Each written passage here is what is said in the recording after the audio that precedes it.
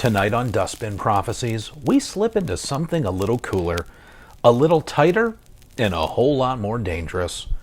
A record that swaggered its way onto jukeboxes in 1964, wearing attitude like a tailor-made suit. A song built on a raw blues groove, but dressed up for a night on the town. I'm talking about Tommy Tucker's immortal classic, High-Heeled Sneakers. Maybe you know it from the original. Maybe you know Elvis's version. Maybe you just hear that smoky guitar lick in your mind, the one that practically leans back in its chair and smirks at you. Either way, lace up. We're going stepping. The thing about High-Heeled Sneakers is that it walks into the room before the singer even opens his mouth. That opening guitar, sharp, confident, slightly dirty, sounds like footsteps on pavement. A kind of blues walking bass line that nods towards Chicago, Memphis, and Jersey all at once. Tommy Tucker, born Robert Higginbotham, wasn't chasing pop stardom. He had been grinding it on the club circuit, working days, playing nights. A musician who'd lived enough life to give a simple groove real weight. Recorded in 1963 and released in early '64, the track hit like the spark on a gas-soaked pavement. The top 10 on both the pop and R&B charts, every bar band in America suddenly had to learn that riff. And every guitarist realized, this one's going to follow me around forever. Let's sit with the lyrics for a second. Put on your red dress, baby. Lord, we going out tonight. Put on your red dress, baby, 'cause we're going out tonight. Simple? Yeah. But blues simplicity is kind of a poetry. Tucker isn't painting a metaphor. He's setting a scene. A night out, a little romance, a little swagger. Put on your high heel sneaker. Wear your big hat on your head. And wear your high-heeled sneakers, 'cause we're gonna knock 'em dead tonight.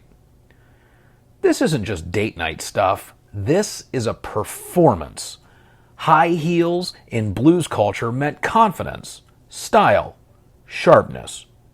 Dressing up was an assertion of dignity, and knock 'em dead turns the evening into an act. Two people stepping out, ready to be seen. Oh, you know you're gonna knock him dead. A groove is a costume. A rhythm is a mood. A night out is ritual. Musically, the song is bare bones blues. A 12-bar pattern, a tight snare, a bright guitar, organ floating just behind the mix. Nothing wasted. Nothing flashy. Everything in its pocket. It hits that perfect intersection where blues brushes up against early soul. In the early 60s, genres weren't boxes. They were suggestions. Blues players were adapting to new audiences. Soul was borrowing blues phrasing, and everybody was listening beyond the imaginary borders. Into that swirl comes Tommy Tucker with a song that simply feels good. You hear 5 seconds of it, and your shoulders start to loosen. To get that full weight of high-heel sneakers, zoom out. In the mid-20th century, Memphis, Newark, D.C., Chicago, black nightlife had its own pulse. Blues clubs weren't just places to hear music. They were places to show out, dress sharp, dance close, flirt, argue, make up, reclaim a little pride after a week of being underestimated. A clean pair of shoes, a pressed dress, these were acts of resistance. High-heeled sneakers hits that cultural bullseye. It is the soundtrack of the moment, right before the night begins. The ironing, the primping, that last look in the mirror while the band is warming up down the block. The song doesn't describe the night, it is the night. And then came the covers. Elvis, Lennon, Sugar Pie DeSanto, the Rolling Stones, every garage and club band in America. Why so many? because musicians love songs that sit perfectly in the pocket, grooves you can fall into without warming up, riffs that tell you the whole attitude in 6 notes. It feels like a song that's always been there. Tucker just happened to catch it. But the real testament to a song's longevity isn't just the big-name covers. It's how the musicians kept reinventing it across genres, eras, and continents. Take Stevie Wonder, who recorded an instrumental version early in his Motown years. Harmonica, organ, that brilliant sense of rhythm, he turns Tucker's street strut into something lighter. Neon instead of nightclub shadows. Booker T and the MGs slipped it into their live set too, transforming it into pure Memphis electricity, warm organ, locked-in rhythm, simple perfection. Then there's Jerry Lee Lewis, who attacked it in a way that only Jerry Lee could, pounding piano, shouting vocals, and that subtle hint of chaos that tells you the killer's in the building. Even outside the U.S., it kept moving.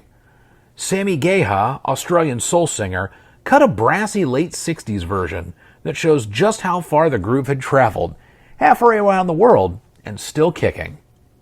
And that's the magic. The song doesn't belong to just one genre. It can be bluesy, funky, jazzy, soulful, mod, or rock and roll, but it still holds its swagger. High-Heeled Sneakers isn't just a tune. It's a chassis musicians love to rebuild in their own style. A pair of shoes that somehow fits everybody. Here's the twist. Tucker didn't chase fame after this.